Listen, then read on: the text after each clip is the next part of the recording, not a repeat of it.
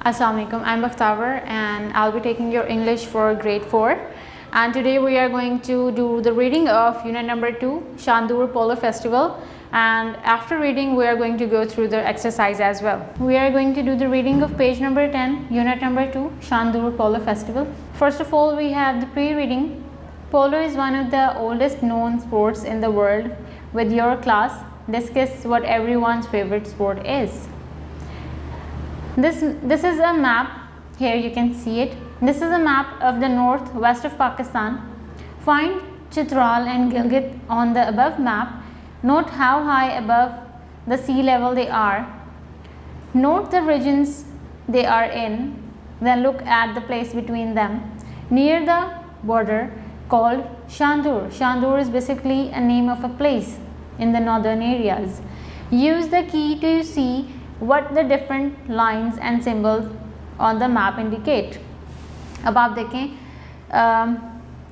the map is a zoomed in version to show the northern parts of Pakistan. Northern area आप जैसे mostly लोग जाते होंगे, अभी recently भी गए होंगे. नॉर्दर्न एरियाज़ में आपने देखे वहाँ पहाड़ होते हैं, वहाँ डिफरेंट वहाँ फाउंटेन्स होती हैं, वहाँ वैलीज़ होती हैं, वहाँ पे रिवर होते हैं. अब इसमें उन्होंने क्या बताया, शांदूर भी एक नॉर्दर्न एरिया की ही जगह है और ये इस तरह से है. शांदूर के इर्द गिर्द सारे पहाड़ हैं और बीच में ये ग्राउंड है. अब अगर आप मैप देखते हैं तो इसमें जो पिंक है, pink square, that is city, और जो ब्लू कलर की लाइंस हैं, इतनी सारी लाइंस आपको मैप में नज़र आ रही हैं, दीज आर द रिवर्स. फिर ये इस तरह से जो हैं माउंटेन रेंजेस इन्होंने शो की हुई हैं, और ट्रायंगुलर पिंक जो बॉक्स है वो टाउन्स हैं, और जो ग्रीन कलर की लाइंस हैं ये हैं प्रोविंशियल बॉर्डर्स के एक प्रोविंस यहाँ ख़त्म हो रहा है. अब देखें आप, ये गिलगित है सिटी, और गिलगित के बिल्कुल साथ अगर हम थोड़ा सा ट्रैवल करके जाते हैं इंडस रिवर से ऑपोजिट साइड पे, तो वहाँ पे है शांदूर पास, और हिंदूकश और गिलगित इनके सेंटर में आ रहा है शांदूर पास. ये बेसिकली कहाँ पे आता है, ये आता है गिलगित बल्तिस्तान कराकरम वाली साइड पे, और गिलगित बल्तिस्तान इसका जो मेन एरिया है वो है. शांदूर पास जो है ये वहाँ पे एक छोटी सी लोकेशन है पहाड़ों के बीच में. इसको जो क्लोजेस्ट लगते हैं वो चित्राल है और गिलगित है, ये दोनों क्लोजेस्ट जगह हैं इसकी. और आप ये सारा मैप यहाँ से देख सकते हैं कि इंडस रिवर इसके करीब से गुजर रहा है, लेकिन it is somehow on a distance. The towns of Chitral के towns Khyber Pakhtunkhwa and Gilgit Baltistan are both in north of Pakistan. आपने देखा केपी के गिलगित बल्तिस्तान ये पाकिस्तान के नॉर्थ में वाक़ हैं. The road between them winds along the mountain side for nearly 400 kilometre. 400 kilometre तक जो है इनकी माउंटेन रेंज साथ साथ चलती है. Near the border between these two reasons, इनके बीच में ये जो दो रीजन्स हैं इनके करीब जो है एक बॉर्डर भी है. Almost half way along the road, सड़क से थोड़ा सा हाफ किलोमीटर जाएं तो वहाँ पे आपको बॉर्डर भी नज़र आता है जहाँ पे एक प्रोविंस ख़त्म हो रहा है. इज़ अ प्लेस कॉल्ड शांदूर, और जहाँ पे प्रोविंस ख़त्म हो रहा है बिल्कुल वहाँ पे जाके शांदूर लोकेटेड है. Shandur is around 3,738 metres above sea level. Shandur जो है ये 3,738 मीटर्स सी लेवल से ऊपर है. And is surrounded by beautiful snow capped mountains, और जो पहाड़ियाँ, जो माउंटेन्स जिन्होंने इसको कवर किया हुआ है, जो जिन्होंने बाउंड्रीज बनाई हुई हैं, उन पर साल साल बर्फ़ पड़ी रहती है. During the summer months there is a green grass on the plateau and the blue skies are reflected in Shandur lake. और वहाँ पे एक शांदूर लेक है जहाँ पे रिफ्लेक्शन पड़ता है साफ़ सुथरे आसमान का, जिसमें बादल और ग्रीनरी वो सारा उसको बड़ा मैस्मराइज करती है व्यू को. एवरी ईयर, हर साल, from the 7th to the 9th of July, 7 से लेके 9th जुलाई तक हर साल Shandur host famous polo festival. Shandur में एक बड़ा फेमस पोलो फेस्टिवल करवाया जाता है. The highlights of the festival are the polo matches between teams from Chitral and Gilgit. जो बेसिक बात है इस पोलो फेस्टिवल की वो ये होता है कि टीम्स चित्राल से और गिलगित से आती हैं और वो यहाँ पे पोलो मैच करती हैं। The two teams have been meeting here to compete since the pitch would build in 1936 में पिच बनी थी, और जब से पिच बनी थी तो यहाँ पे ये मैचेस शुरू करवा दिए गए थे। और इन मैचेस में क्या होता था, 2 टीम्स होती थी और वो आपस में मैच करती थी। हाउएवर, ताहम polo has been a part of the local culture for much longer. The first polo match in Shandur is said to have built during the time of the king Ali Sher Khan. कहा जाता है कि अली शेर खान जो वहाँ का किंग था, उसके दौरे खिलाफत में फ़र्स्ट टाइम वहाँ पोलो मैच करवाया गया था। It is quite possible that people were meeting up, और ये वहाँ के कल्चर का एक बड़ा क्या कहते हैं, लोगों को मुतासर करने वाला और लोगों को, विज़िटर्स को वहाँ खींचने वाला जो है खेल है। बड़े लोग दुनिया से और पाकिस्तान से जो है डिफरेंट सूबों से, डिफरेंट कंट्रीज से, डिफरेंट सिटीज़ से वहाँ जाते हैं सिर्फ पोलो मैच को देखने के लिए, क्योंकि वहाँ पे उनका कल्चर भी उस पोलो मैच में हमें नज़र आता है। और वो कल्चर कैसे नज़र आता है, ये हम आगे बढ़ते हैं। At Shandur, to camp under the stars by night and play polo well before then. Over the years, the matches at Shandur have become increasingly popular. Time के साथ साथ, क्योंकि वहाँ का इन्वायरमेंट बहुत अच्छा होता है, बहुत शानदार किस्म के इन्वायरमेंट में वो गेम खेल रहे होते हैं। आपके सर पे एक साफ़ आसमान होता है, आप पहाड़ियों से घिरे हुए होते हैं, आपको स्नो नज़र आ रही होती है, कहीं आपको ग्रीनरी नज़र आ रही होती है, कहीं आपको लेक्स नज़र आ रही होती हैं। Over the time, with the passage of time, ये गेम मशहूर होती गई। दीज डेज, आजकल, at the Shandur polo festival as well as watching polo matches in this incredible location, visitors can enjoy display of traditional folk music. अब ये चीज़ है basically जो एक डिफरेंट, एक नॉर्मल पोलो मैच और शांदूर पोलो मैच में आपस में डिफरेंस क्रिएट करती है। वो क्या है कि डिफरेंस ये है कि जी जो हमारा नॉर्मल पोलो मैच होता है उसमें हमारे पास ये फोक म्यूज़िक, कल्चरल चीज़ें ये सारी नहीं होती, लेकिन शांदूर पोलो फेस्टिवल में हमारे पास कल्चरल, ट्रेडिशनल डांस, स्पोर्ट्स और फोक म्यूज़िक, ये सारी चीज़ें साइड बाय साइड चल रही होती हैं। पीपल कैन बाय फूड, लोग खाना खरीद सकते हैं, ड्रिंक्स खरीद सकते हैं, and other products from stalls in the campaign village. वहाँ पे जो लोग विलेजर्स हैं, जो वहाँ के मुकीम हैं, उन्होंने अपने हाथ से बनाई हुई चीज़ें वहाँ रखी होती हैं। वॉलेट्स हो सकते हैं, पर्स हो सकते हैं, रिबन्स हो सकते हैं, ड्रेसेस हो सकते हैं। इस तरह से एक तो उनको अपने बिज़नेस को चलाने का और उनकी like they get a better chance to earn a good living. जब वो वहाँ पे सेल्स पे चीज़ें लगाते हैं तो वहाँ पे जो दूसरे शहरों से, मुल्कों से लोग आए होते हैं, उनके लिए तो वो चीज़ें डिफरेंट होती हैं कल्चरल, तो वो वहाँ पे चीज़ें ख़रीदते हैं, और जब वो ख़रीदते हैं तो इससे उन लोगों का बिज़नेस भी रन होता है। Polo is a fast paced game. Polo एक तेज़ खेली जाने वाली गेम है। इसमें घोड़े दौड़े होते हैं, आपने बड़े क्विक आपके रिफ्लेक्सेस बड़े तेज़ होने चाहिए, आप बड़ा क्विक रिस्पॉन्स करते हो। इसमें it has been called hockey on horses and it might be the world's oldest team sport. अब ये क्या हो सकता है कि जी हो सकता है कि दुनिया की सबसे पुरानी खेले जाने वाली खेलों में से एक गेम है। It has been played for over 2000 years. 2000 सालों से ज़्यादा हो गए हैं कि ये गेम खेली जाती है। Polo is now played in over 100 countries. 100 से ज़्यादा कंट्रीज़ हैं जिनमें ये गेम खेली जाती है और लोग पसंद करते हैं। And there are 16 professional polo teams in the world, और दुनिया में 16 प्रोफेशनल पोलो टीम्स हैं। Polo was an official Olympic sport from 1900 to 1939 and is now again recognized as one. The World Polo Championship, organized by the Federation of International Polo, is held every 3 years. Official polo rules were first drawn up in the 19th century. These rules have been adjusted over the years. They vary slightly for different versions of the game. पोलो के कुछ different versions भी हैं जो game to game vary करते हैं. For example, in some parts, बहुत सारे parts में, दुनिया के बहुत सारे हिस्सों में पोलो is played indoor as an indoor game. पोलो एक अंदर खेली जाने वाली गेम है, जबकि आप देखें पाकिस्तान में पोलो पहाड़ों में खेली जाती है, आउटडोर है, विद मॉडिफाइड इक्विपमेंट्स। और ऑब्वियसली गेम के मुताबिक उसके इक्विपमेंट्स भी डिफरेंट होते हैं और ज़्यादा मॉडिफाइड होते हैं। The rules have been designed to keep the player, horses, umpires and spectators safe, so most teams try to stick to them. Spectators देखने वाले लोग, जो वहाँ इंजॉय करने आए होते हैं। इनके रूल्स कुछ ऐसे बनाए गए हुए हैं कि वहाँ की ऑडियंस, प्लेयर्स, जानवर, हॉर्सेस जिनके ऊपर आपने ये सारे गेम रन करनी है, और एम्पायर्स, इनको हर तरीके से सेफ रखा जाए। The game is played on a large pitch. ये गेम बड़े खुले मैदानों में खेली जाती है। 270 बाय 150 मीटर्स इनके डायमीटर्स होते हैं, with a surrounding run of area. और बड़ा खुला एरिया जो है वहाँ पे दिया जाता है, क्योंकि उन्होंने घोड़े भगाने होते हैं और बड़ी स्पीड में उनके घोड़े भागते हैं। उन्होंने हॉकी टाइप की स्टिक्स होती हैं जिनके साथ उन्होंने गेम आगे अपनी चलानी होती है। डिस्क्स होती हैं जिसको वो हिट करते हैं, फिर वो दूसरा प्लेयर आ जाता है। There are 4 players on each team. हर टीम के 4 प्लेयर होते हैं। The players are mounted on horseback. जो प्लेयर्स होते हैं वो घोड़े पे सवार होते हैं।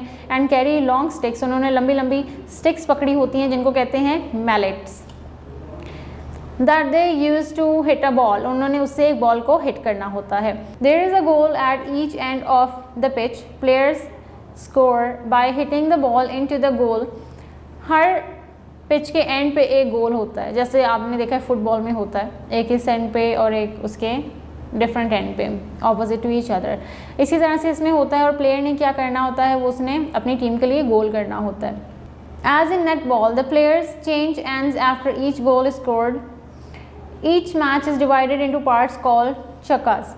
हर मैच जो है वो पार्ट्स में डिवाइड किया जाता है और उसको क्या कहते हैं, चक्कास कहते हैं। बट देयर कैन बी 4, 6 और 8 चक्कास इन अ गेम।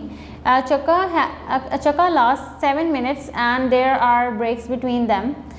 एक जो चक्का होता है वो 7 minutes तक खेला जाता है और फिर उसके बीच में ब्रेक होती है, क्योंकि प्लेयर भी थक जाते हैं और प्लेयर से ज़्यादा जो हॉर्सेस जिन पे वो सवार होते हैं उनको रेस्ट चाहिए होता है।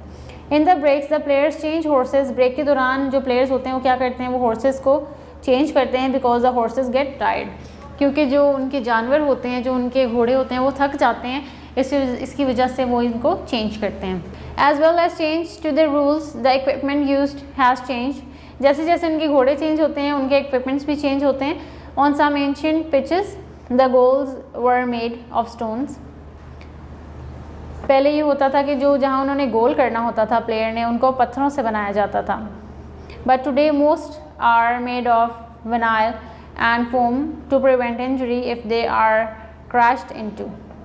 और अब उनको एक विनाइल स्टफ़ है और फोम, ये भी एक मटेरियल है, इसके साथ बनाया जाता है। और उसकी रीज़न क्या है, उसकी रीज़न ये है कि अगर ये भागते हुए गिर जाते हैं या इनके हॉर्सेस स्लिप हो जाते हैं तो इनको किसी किस्म की इंजरी ना हो। These days the ball is made of plastic और वुड। आजकल जो वहाँ पे बॉल इस्तेमाल की जाती है वो या तो लकड़ी की बनी होती है या प्लास्टिक की। बट पास्ट में क्या होता था, it is used to be made of willow root और हार्ड रबर। एक विलो रूट की या तो बनाई जाती थी या फिर वो एक सख्त किस्म की रबर की बनाई जाती थी। सम से दैट लॉन्ग अगो, कुछ लोग कहते हैं कि बहुत पहले, other things such as the heads of animals और enemies were used as a ball. ये भी कहा जाता है कि पोलो गेम्स में आज से बहुत पहले एंशिएंट टाइम्स में ये होता था कि वो जानवर जो हमारे दुश्मन थे या हमारे वैसे जो दुश्मन थे एंशिएंट दौर में, जब उनसे मुकाबले होते थे और उनके सर कलम कर दिए जाते थे, तो उस बॉल जो कि वुडन बॉल इस्तेमाल होती है, पहले वो दुश्मन का सर इस्तेमाल करते थे गेम खेलने के लिए। लकीली, खुशकिस्मती से, that is not the case these days. आजकल ऐसा नहीं होता। द स्टिक और mallet is long and made of cane. ये जो स्टिक होती है ये लंबी होती है और ये केन की बनी होती है, गन्ने की, with a hard would head. और जो इसका हेड होता है जिसने हिट करना होता है बॉल को, वो काफ़ी हार्ड होता है। The official games players always wear helmets. ये हमेशा जो इनके ऑफिशियल प्लेयर्स होते हैं हेलमेट्स पहनते हैं और इनकी चिन के नीचे स्ट्रैप्स होते हैं। They also wear face guards. वो अपने फेस पे फेस गार्ड्स भी इस्तेमाल करते हैं, वो फोम के बने हुए होते हैं अंदर की तरफ। Protective pads, goals and mouth guards. और उन्होंने अपने टीथ के इर्द गिर्द भी उन्होंने एक माउथ गार्ड रखा होता है कि अगर कोई बॉल उड़ के उनको लग जाए तो उनको उनके लाइक जॉ लाइन पे और उनके जॉ पे कोई असर ना पड़े इस चीज़ का। और उन्होंने अपने घुटनों पे, अपनी काफ मसल्स पे प्रोटेक्टिव पैड्स लगाए होते हैं।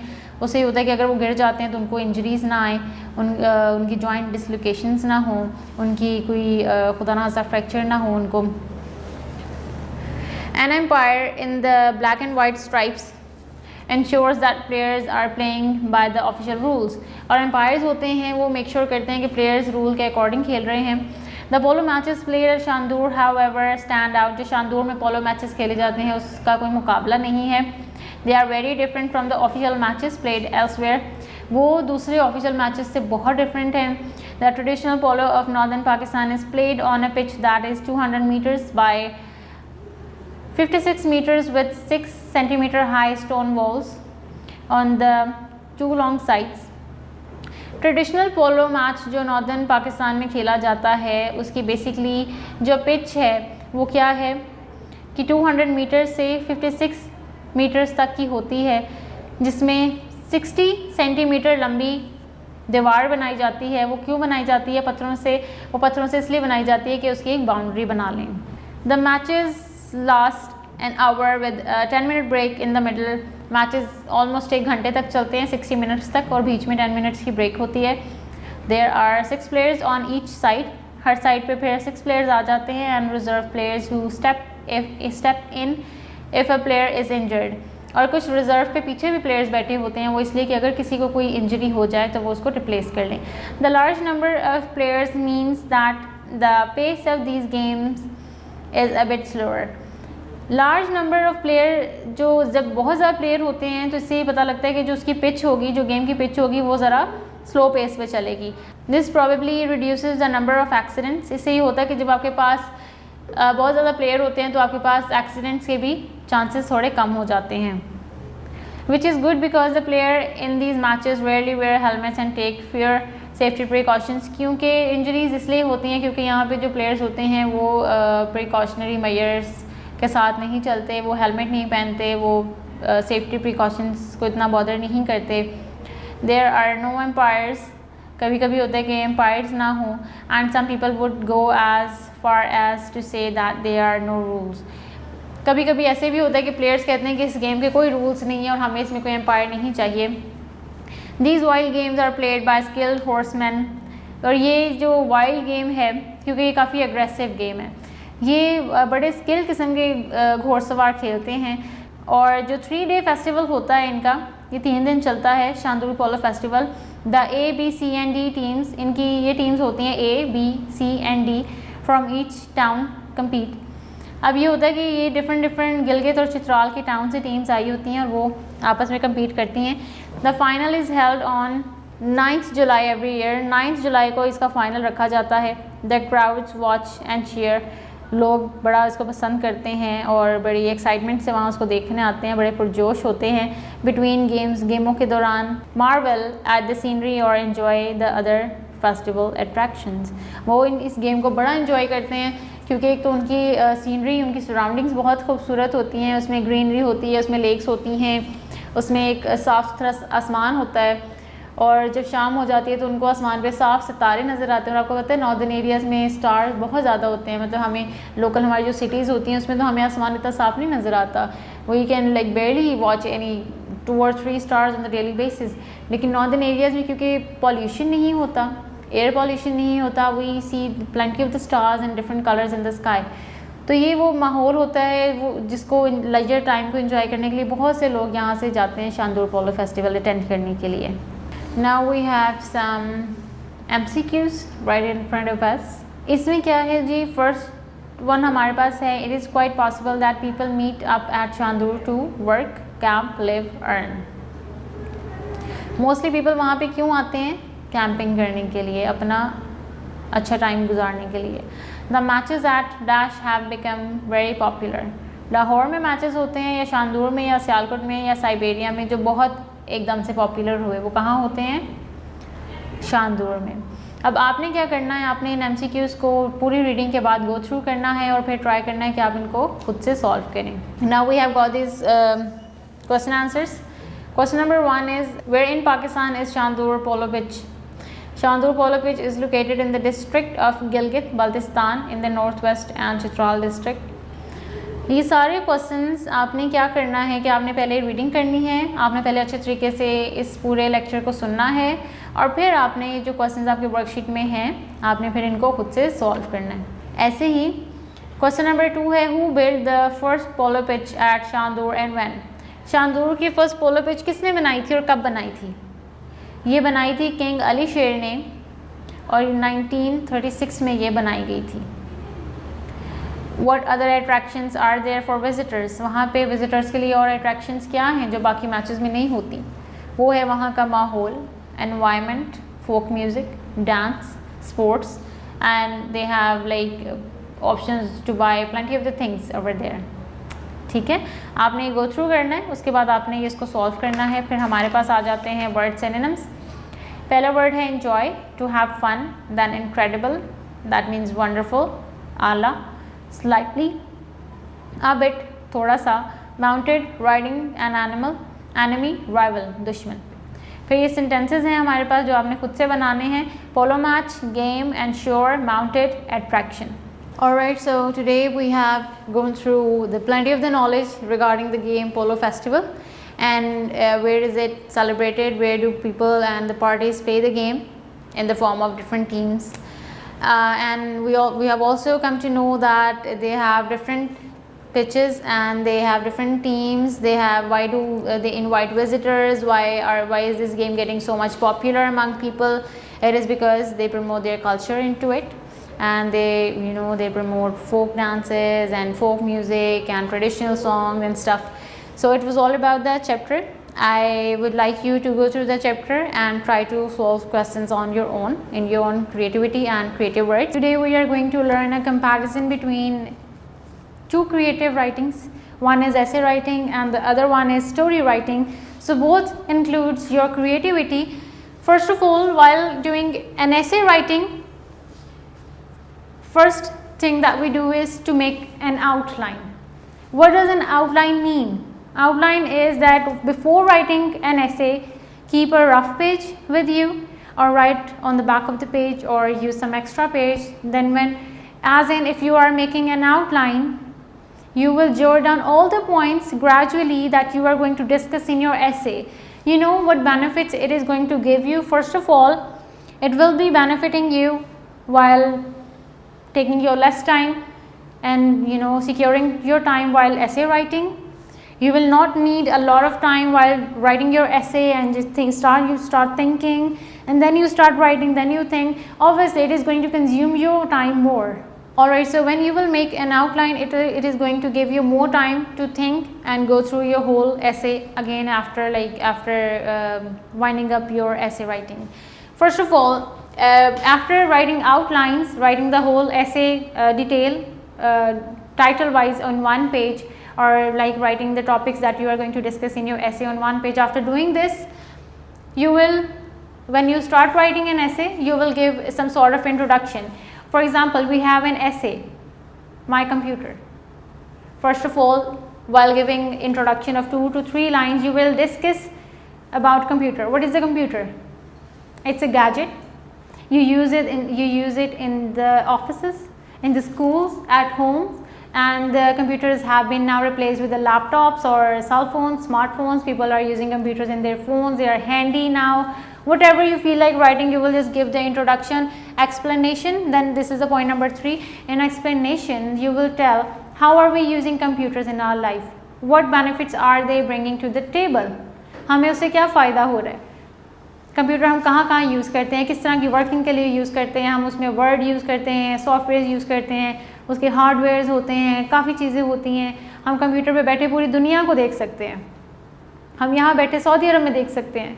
जब आप देखें हज हो रहा होता है, हमारी टीवीज़ पे हम देखते हैं कैसे हाजी हज कर रहे हैं. हम अपने सब टीवीज़ पे मोस्टली मुस्लिम्स ने लगाए होते हैं टीवीज़ उस टाइम. इस तरह से हम घर बैठे वहाँ देख लेते हैं दूसरे मुल्क में क्या हो रहा है. फिर आ जाता है जी पॉजिटिव और नेगेटिव पॉइंट. इसमें आपने बताना है कि जो हम जिस तरह से गैजेट्स को इनकलकेट कर रहे हैं अपनी लाइफ के अंदर, what benefits are they bringing to the table, हमें उससे क्या बेनिफिट हो रहा है, are they giving us some sort of benefits, या सिर्फ नुकसान ही हो रहा है हमें, या हमें दोनों हो रहा है. अब ये एक राइटर पे जो लिख रहा होता है उसकी अपनी अप्रोच पे भी बहुत मैटर करता है. और आप तब इस काबिल होंगे जब you start reading the articles और you start reading novels, poems पढ़ा करें, आप विकीपीडिया पे डिफरेंट चीज़ें सर्च किया करें, जो भी आपको लगता है कि हॉट न्यूज़ है, कोई भी पॉलिटिकली या वेदर चेंज या वॉल्केनो डिस्ट्रप्शंस, कुछ भी कार्टून्स में आप देखते हैं कि उसने ये गैजेट यूज़ किया है, आप गूगल करें, इस गैजेट के बारे में पढ़ें, सो दैट आपका क्या होगा, इन सोर्सेज से नॉलेज बढ़ जाएगा। उसके बाद आप बताएंगे यूजेस या लॉस कि सोसाइटी में, अगर मैं अभी पर्टिकुलरली बात कर रही हूँ माई कंप्यूटर टॉपिक की, ऐसे हर टॉपिक के ऊपर ये सारे पॉइंट्स आते हैं, लिखना अपने अकॉर्डिंग है। कंप्यूटर की अगर हम बात करते हैं, हमें उसके फ़ायदे भी बहुत हैं, हमें उसके नुकसानात भी बहुत हैं। तो अगर आप 3 लाइन्स फ़ायदे की लिख दें, 3 लाइन्स आप नुकसान की लिख दें, तो वो भी समअप करता है, एक अच्छी लेंथ बन जाती है। आपने जब ऐसे लिखना है, सबसे पहले तो ऐसे टाइप देखनी है कौन सी है, डिस्क्रिप्टिव है, नैरेटिव है। ये जब आप पढ़ेंगे करिकुलम आगे आपको पता लगेगा टाइप्स क्या होती हैं। इस ऐसे में या कोई भी आप ऐसे लिखते हैं, उसमें आपने जो सारा कुछ लिखा, उसके बाद आपका पॉइंट ऑफ व्यू क्या है, आपने वो भी लिखना है कि अकॉर्डिंग टू मी, मुझे ऐसे लगता है कि कंप्यूटर का इस्तेमाल हमारी ज़िंदगियों में एक पॉजिटिव चेंज लाया है, और उससे ये हुआ है कि चीज़ें अप्रोचेबल हो गई हैं, डॉक्टर्स, क्लाइंट्स, चीज़ें ऑनलाइन हो गई हैं, क्लासेस ऑनलाइन हो गई हैं, LMS, सारी चीज़ें ऑनलाइन किस लिए हैं, just because that we have computers everywhere, computers, laptop, cell phones, ये this is the same genre. अपना कन्विंसिंग पॉइंट अपने स्टेटमेंट के मेरे नज़रिए से, मेरी नज़र में ये ऐसे है, वो लिखने के बाद आपने अपना ऐसे अच्छे वर्ड्स में कंक्लूड कर देना है। यहाँ आपका ऐसे ख़त्म हो जाता है। फिर हमारे पास आता है स्टोरी राइटिंग। अब स्टोरी राइटिंग ऐसे राइटिंग से डिफरेंट है, these two things are a little different than each other. हमारे पास ऐसे राइटिंग में सबसे पहले आउटलाइन आती है, स्टोरी राइटिंग में हमारे पास आता है प्लॉट। ऐसे राइटिंग में हमारे पास आता है जी इंट्रोडक्शन, स्टोरी राइटिंग में हमारे पास आते हैं कैरेक्टर्स। ऐसे राइटिंग में हमारे पास आता है एक्सप्लेनेशन, स्टोरी राइटिंग में आता है स्टोरी डेवलपिंग। अब आप देखें दोनों चीज़ें डिफरेंट हैं। आप जब भी स्टोरी लिख रहे होते हैं, 95% of the times stories are written in the past tense. ऐसे आप पास्ट टेंस में भी लिख सकते हैं, ऐसे आप फ्यूचर में भी लिख सकते हैं, ऐसे आप प्रेजेंट टेंस में भी लिख सकते हैं, डिपेंड करता है टॉपिक क्या है आपका। अगर आपसे ऐसे पूछ लेते हैं how was your summer vacation, for instance this is your ऐसे इन योर ग्रूमिंग स्किल्स और your exams, how was your summer vacation. अब ये तो बात टॉपिक से हमें पता लगती है कि ये पास्ट की बात है, तो हम इसको जवाब भी पास्ट में ही देंगे, ठीक है। And how will you spend your summer vacation अगर आ जाता है कि आप अपनी समर वेकेशन कैसे स्पेंड करेंगे, so it is quite seen from the topics name that we are going to give the answer in the future tense, क्योंकि हमसे फ्यूचर में ही बात पूछी गई है, ठीक है। उसमें आप कहीं अपना पुराना एक्सपीरियंस डालना चाहें डाल सकते हैं। उसके बाद जब भी आप ऐसे लिखते हैं, कोशिश करें उसमें कोटेशंस ऐड करें, विजडम, वर्ड्स ऑफ विजडम वो इस्तेमाल करें, फिलोसफर्स की, साइंटिस्ट्स की, टीचर्स की, जो बड़े बड़े पॉलिटिशियंस हैं गुजरे, उनके कोट्स सिचुएशन के अकॉर्डिंग ऐड करें, it will give a nice picture of the ऐसे।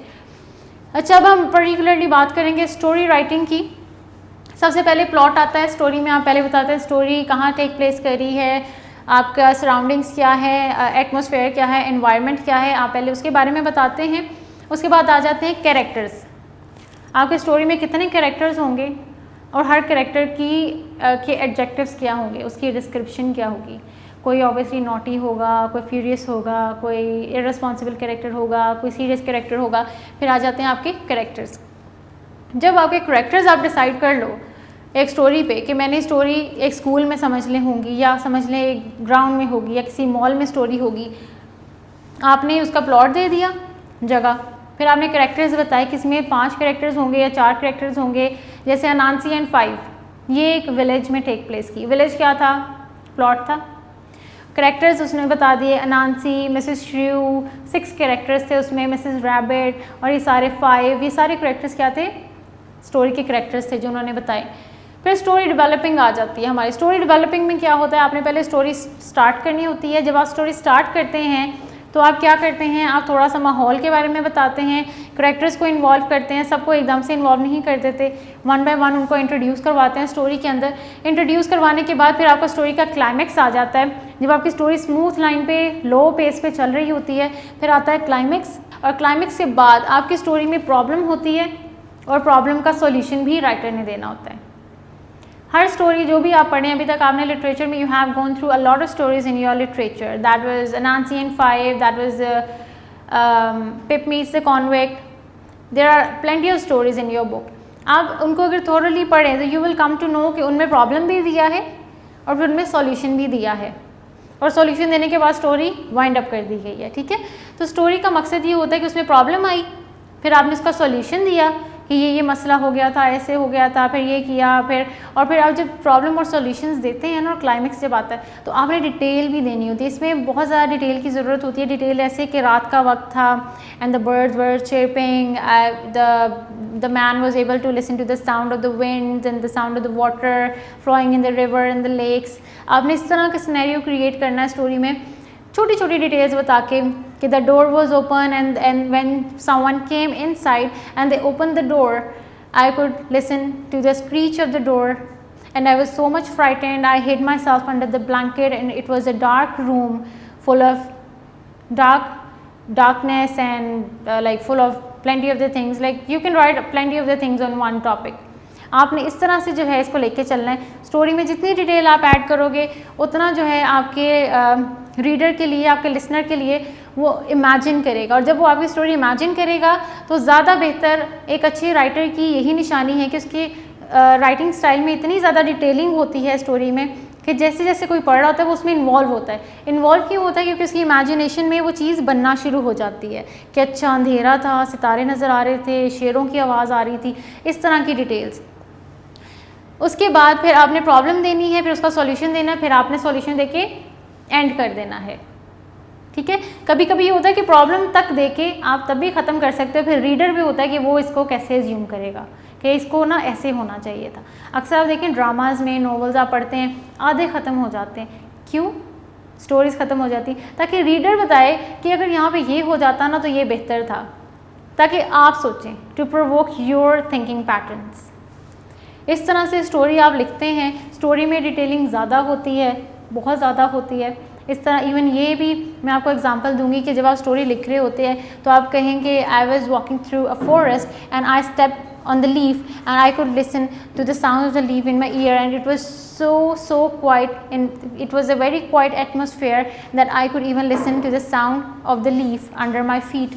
आप इस तरह भी लिख सकते हैं कि एक पत्ते तक की आवाज़ आई, मुझे एक इंसेक्ट की आवाज़ आई, मुझे कुकू की आवाज़ आई, मेरे हाथ में पेन था वो गिरा, मुझे उसकी आवाज़ आई, और आवाज़ आई तो उससे एक परिंदा उड़ा। मतलब इस तरह से आपने उसकी डिटेलिंग ऐड करनी है कि पढ़ने वाले के जहन में साथ नक्शा उसका बनता जाए। तो जितना अच्छा इमेज आपकी स्टोरी से डेवलप होगा उतने अच्छे राइटर आप होंगे। So it was all about today's lecture. These are the points in your essay writing techniques and these are the points in your story writing techniques. I think I have elaborated you much for your creative writing skills, and even still if you have any questions you can contact your in charge and ask through your teacher. I hope that you are going to practice this as much as you can. अगर आप practice नहीं करेंगे that you are not going to have the hands on experience on your grammar skills. आप अगर practice करेंगे, practice करने से ही आपको स्किल्स आएंगे, अदरवाइज आप ग्रामर में थोड़े से बैक स्टेप पे रहेंगे। तो इनकी प्रैक्टिस करें, स्टोरीज़ बनाएं, खुद से डेवलप करें, एसेज खुद बनाएं, खुद से डेवलप करें, क्योंकि आपको इतना अपने आप को इसमें मैच्योर करना है, इसमें इतना अपने आप को बेहतर करना है कि अगर कोई चीज़ अनसीन आ जाती है, आप कहते हैं कि हमें तो ये, मैंने तो नहीं देखा था कि ये था। Even if there is something, someone asks you to write something about, ऐसी कोई चीज़ जो आपने पढ़ी ही नहीं, आपका फ्रेंड कह दे, कोई टीचर कह दें, कोई आपकी ट्यूशन टीचर, कोई भी कह दे, तो आप क्या कहेंगे? आप लिखेंगे, आप क्विट नहीं करेंगे। आप क्यों लिखेंगे? क्योंकि आपने प्रैक्टिस की होगी, आपको आता है इसलिए। ठीक है, so keep practising it. Thank you.